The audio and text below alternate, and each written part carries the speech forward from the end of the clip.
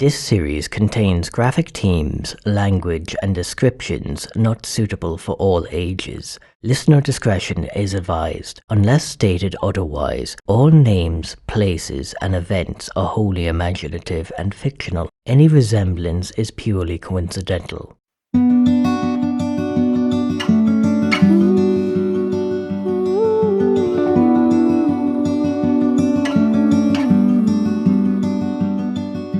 The Trees Swallow People by Conor Matthews.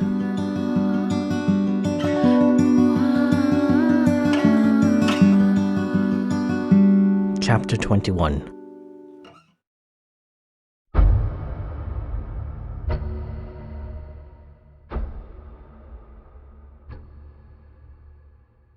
It was dark on Easter Sunday.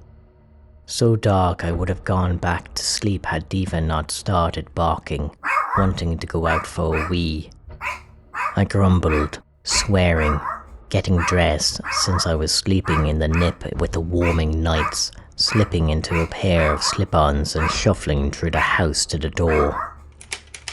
It was only when I opened the front door, with Diva shooting out, parading in a circle, and then piddling on the gravel, that I realized it was still as dark as night during the day.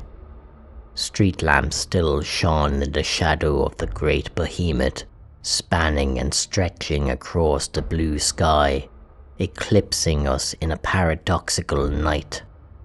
The houses were all abandoned as their doors hung open, the last remaining residents standing on the street, gawking up at the mass of fur reaching from horizon to horizon, from east to west. The rippling sea of branches shuddered and moved with the breath of a giant, threatening to give out from its own weight. There was no taper, no convergence, no vanishing point. You wouldn't be able to tell if it was one straight body or if it grew in diameter as it went. It was the mega tree growing in the center of the paddock.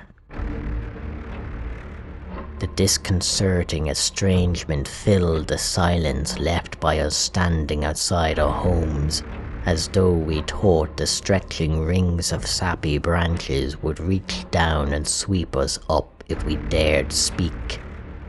Night shrouded everything, yet in the short framed glimpses of the sky we could see was an expanse of powder blue, nauseatingly discombobulating our sense of time and place, like fleeting seconds of not recognizing your own reflection, skewed and prolonged enough to disturb and distress. Imagine the dysphoric lurch to tear off one's skin in the dire hope that it would appease someone and grant you a modicum of release. The paradoxical feeling that death or self-flagellation would restore life to tranquility. We all watched, our necks craning up, settling into pangs of pain, as a rippling shudder ran the length of the tree, shushing a rattle of branches and creaking with the strain of buckling bark. Following the wave of moss green on the shaded underbelly of the tree, you could see the most westernly length was noisier, prickly like static from distance and myopia, so it was distorting its shape as it went on. Was it to block the sun completely? We waited for another shudder, as if the monstrous creature was awakening, but no more came from the megatree.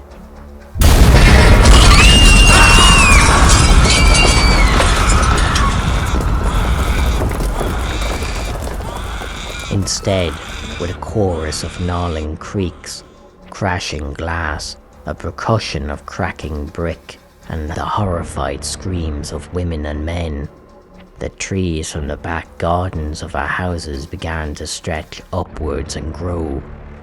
Willows, birches, oaks and aspens, they all ascended, scaling on a single axis, as if mocking us with just how horrendously misshapen and malformed they can make themselves. I turned to my roof, and sure enough, I saw that the tree in our back was wriggling and worming its way into the sky. It reminded me of those spores that infect an insect, eat their insides, and then sprout a nimbly stem that bursts and spews more spores, repeating the process. We insects. Up, and up they went, carrying with them pieces of the houses and garden. There was a skinny aspen that sprinkled dust and crumbling nuggets of cinder blocks after most likely breaking through a wall. The willow in Mary's back looked clumsy with the top still shrouding it, blowing off and drifting down into the next estate once it was high enough. We all watched, mortified, as an elm, broad and bulbous, carried away a bed with a single sleeping arm hanging over the side. I hope for their sake they're dead. Each one of the trees, stretching up hundreds of meters into the sky, vanished into the shadowy chasms in between the bushy branches, giving the almost comical appearance of a spindle-legged shaggy centipede.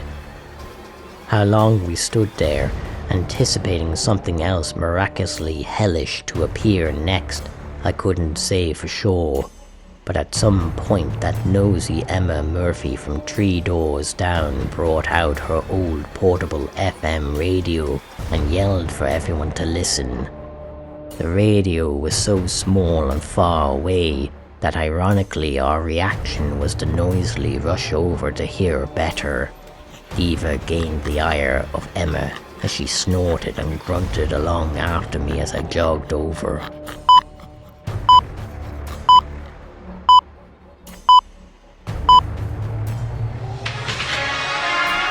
This is the RTE News at 1.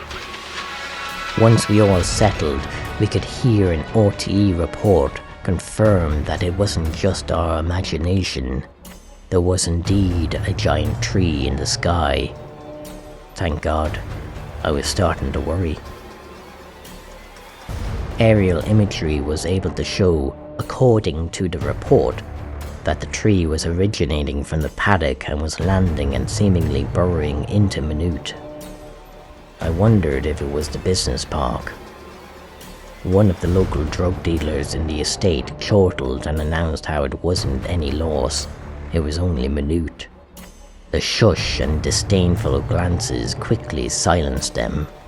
The news reporter, I think it was Owen or Ian or something, fell silent as well, as though he heard us, but the rush of steps and the rustle of paper from a station producer hinted that instead breaking news had just been received. The mumbling and heated whispers between the two drew us in closer with hungry curiosity and a fattening desire for information. Finally, a roar erupted, repelling everyone from the radio like a shockwave. I've got family there! The producer, hissing and rushing incoherently in a hushed tone filled with stinging harshness, was able to at least contain themselves enough to pull us back in, straining to make out their words, echoing them out loud in part to confirm with each other we had heard them correctly. Do it? I don't care. Good as dead? Do your job? Spreading? Finally, Owen or Ian or something returned, unable to contain the emotion and the struggle to not cry from appearing in every punch of every syllable.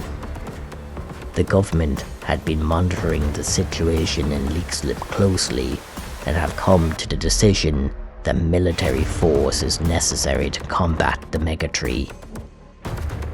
As such, they've sought aid from the government and Air Force of the United Kingdom, who have confirmed that they will be sending fighter jets to intercept it.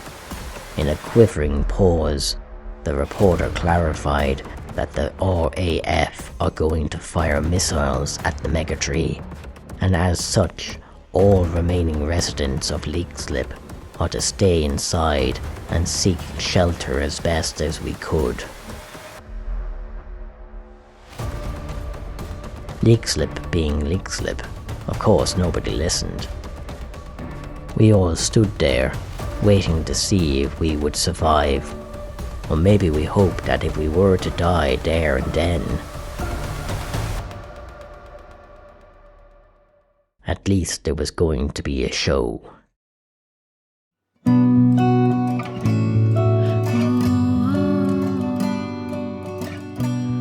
The Tree Swallow People was made possible with a generous bursary grant by Kildare County Council and studio time at Platform 4 Studios in Leixlip, County Kildare, Ireland.